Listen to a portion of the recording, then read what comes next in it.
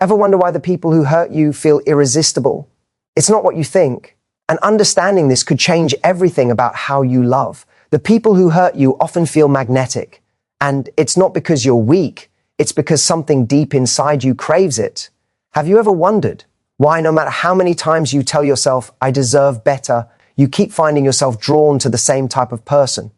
The one whose words sting, whose absence leaves you spinning, the one who leaves emotional chaos in their wake, but somehow they feel impossible to resist. If this sounds familiar, you're not alone. And more importantly, it's not a flaw in you. It's a pattern rooted in your deepest emotional wiring. Let's start with the problem. Every time we fall for someone who hurts us, it triggers a very human reaction. Our brain lights up with a cocktail of fear, excitement, and the desperate hope that this time it will be different. You're chasing a version of connection that promises love, attention, and validation, but in a very confusing disguise. And here's the kicker. This cycle can feel addictive. Literally. There's a biological reason you feel drawn to the very people who make your heart ache. When they pull away, your brain releases dopamine, the same chemical that gets released when you're on a roller coaster, gambling, or even eating chocolate. In other words, the pain, the chase, the unpredictability, it's thrilling, and it keeps you coming back for more. Here's the part that most people never tell you. Your attachment to them is not random. It's a mirror. These relationships often reflect unresolved wounds from your past, childhood experiences, early emotional attachments, even the way love was modeled to you by your parents or caregivers. If your emotional needs weren't fully met, or if love felt conditional, your subconscious learned a pattern. Love is a mix of risk, uncertainty, and emotional intensity. And so when you meet someone who stirs that familiar mix, your brain lights up with what feels like undeniable chemistry, even if it hurts like hell. Here's a quick question that might make you chuckle or cringe. Why do we scroll through social media posts of someone who ignored our messages and feel butterflies at a single like from them? It's absurd, right? But absurdity is just the surface. Deep down, our nervous system is wired to seek that emotional high, even if it comes with pain. And that's why you can't help but go back to the people who've hurt you. It's a craving, not a mistake. But before you start blaming yourself, let me be clear. Understanding this pattern is not about guilt. It's about awareness. And here's the cliffhanger that keeps most people trapped. While this pull feels uncontrollable, it actually holds the key to your greatest emotional freedom, but only if you know what to look for. And the truth is, most people never get there because they're caught in the loop of hope, disappointment, and heartbreak. So what exactly drives this magnetic pull? And why does it feel like chemistry rather than choice? And more importantly, is it possible to break free without feeling like you're losing a part of yourself? Stick with me, because the answers are going to challenge everything you thought you knew about love and desire. Let's dig deeper into why your heart keeps leaning toward the very people who hurt you. It's not random, and it's not because you're weak. It's your brain, your past, and your deepest emotional wiring working together in a way that feels almost impossible to resist. It starts with your attachment patterns, basically the blueprint your mind learned about love when you were growing up. If love felt inconsistent, sometimes warm, sometimes distant, you learned to associate unpredictability with affection. Your brain memorized it like a survival guide. Emotional highs and lows became signals that connection matters. So when someone pulls away, ignores you, or challenges you, your nervous system interprets it as a high-stakes game of love. That rush, that tension, it feels magnetic because it's familiar, even if it hurts. Now imagine this. Every time you interact with someone who gives mixed signals, your brain releases dopamine, the same chemical that lights up when you win a game or go on a thrill ride. That means the sting of being hurt and the excitement of fleeting attention are chemically intertwined. It's why a simple text from them can make your stomach flutter, even if yesterday they crushed your feelings. And here's the tricky part. Your brain doesn't care that this pattern is unhealthy. It only notices the reward and it craves more. But there's more. It's not just biology. It's also a story your mind is telling. Often, the people who hurt us remind us of unresolved experiences from our past. Maybe it's a parent who was emotionally distant, a childhood friend who let you down, or a lover who disappeared when you needed them most. These relationships mirror familiar patterns, and your subconscious is drawn to them like a magnet. That means every time you're pulled towards someone who hurts you, part of you is unconsciously trying to rewrite an old story, hoping somehow that this time it will end differently. Here's a question to consider. Why does your heart race when someone distant suddenly pays attention? Why do moments of validation feel so intense, even if they come with heartbreak? It's because the combination of fear and excitement creates what psychologists call emotional intensity. Your mind interprets intensity as passion, and your body mistakes it for connection.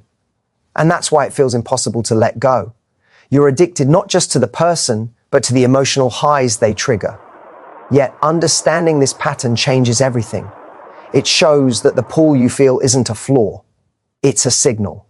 A signal that your brain is craving something deeper, something unresolved, something that you've learned to chase in the wrong places.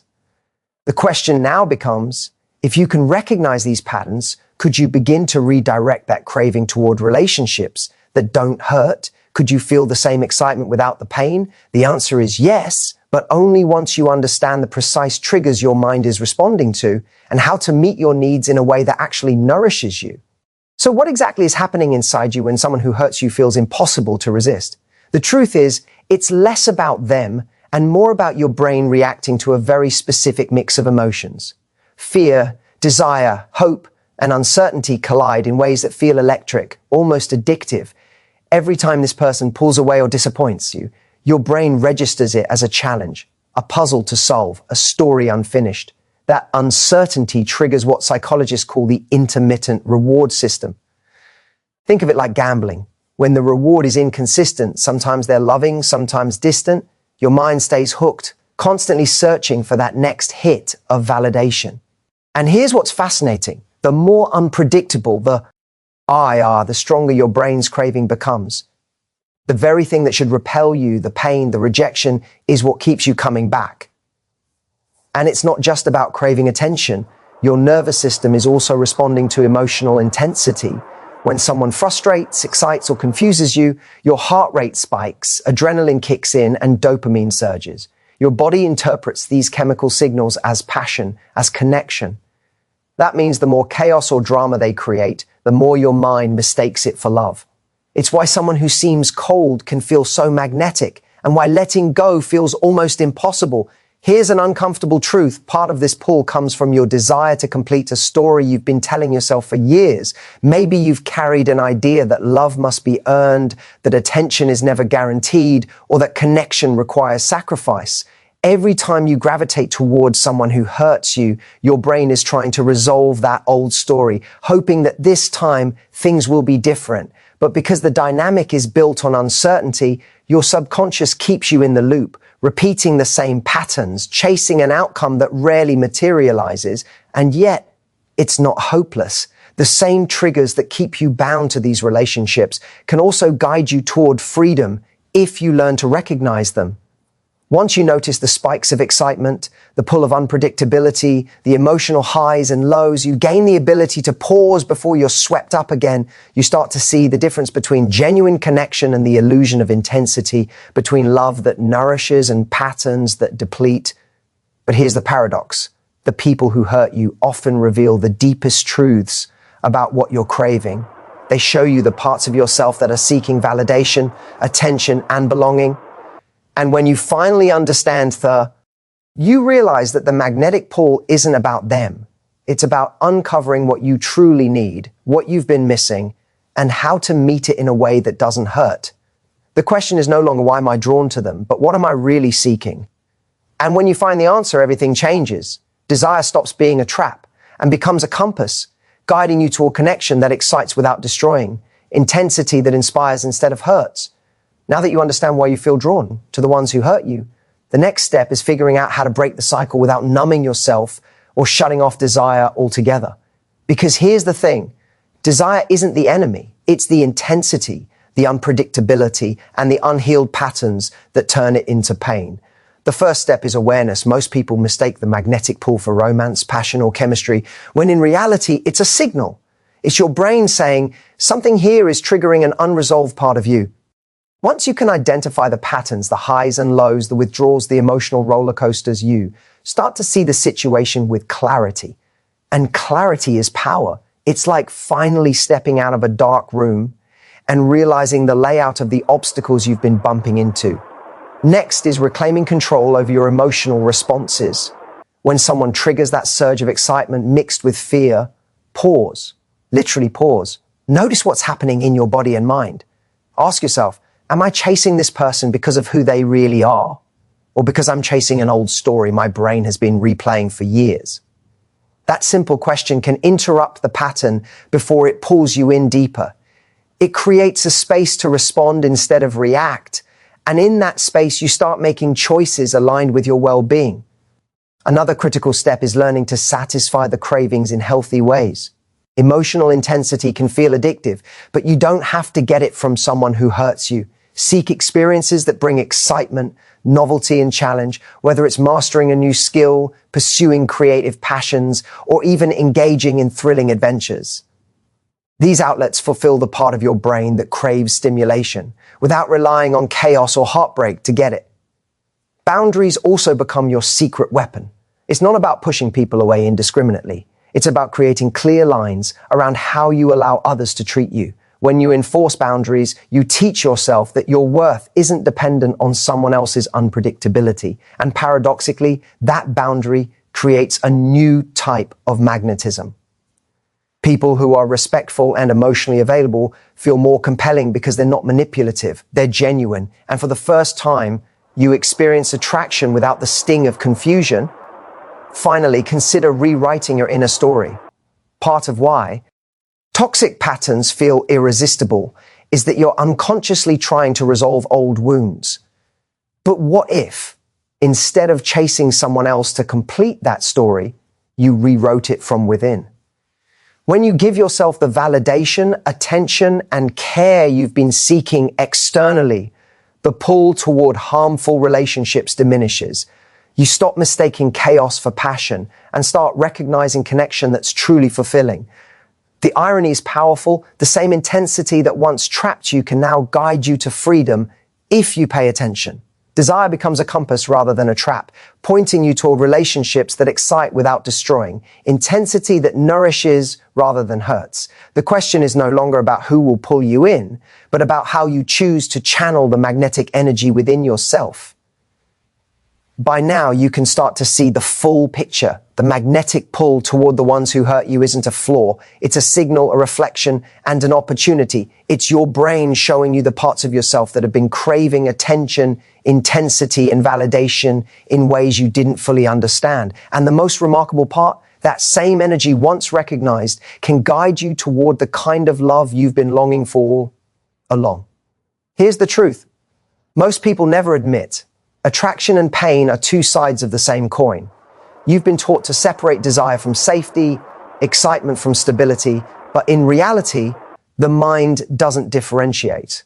That means every time you chase someone who hurts you, you're chasing both a thrill and an unresolved need from your past. Understanding this duality changes everything.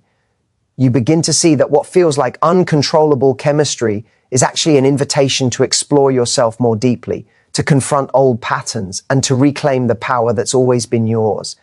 And here's something that might surprise you. When you start to meet your own needs, emotionally, mentally, and physically, the very pull that used to feel dangerous transforms. You start attracting people who can mirror the intensity and connection you crave without the chaos. The excitement is still there, but it's paired with respect, care, and mutual desire. Suddenly, the magnetic attraction isn't a trap, it's alignment. The other key realization is that your heart doesn't have to settle for less to feel alive.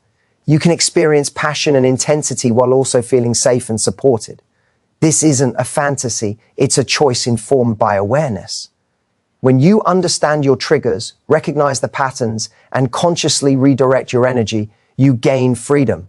You stop confusing drama for love and start recognizing relationships that truly ignite your soul.